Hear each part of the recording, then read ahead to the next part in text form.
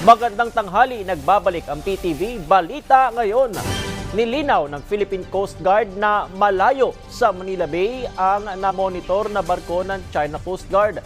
Ayon sa PCG, huling namataan ang naturang barko, 58 nautical miles ang distansya mula sa Capones Point, Zambales.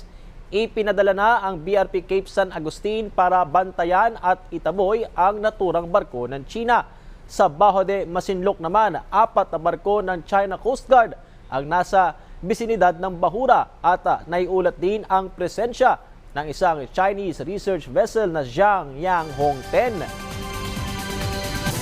Samantala, pinag-leave of absence ang staff ni Senador Robin Hood Padilla na iniuugnay sa umano'y paggamit ng marijuana sa loob ng Senado.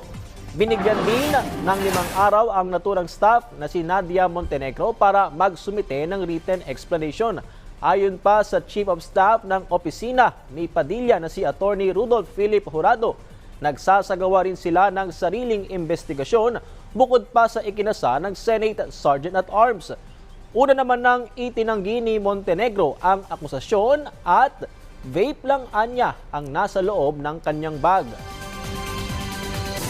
Yan ang mga balita sa oras na ito. Para sa iba pang updates, i-follow at i-like kami sa aming social media platforms sa @PTVPH. Ako si Patrick De Jesus para sa Pambansang TV sa Bagong Pilipinas.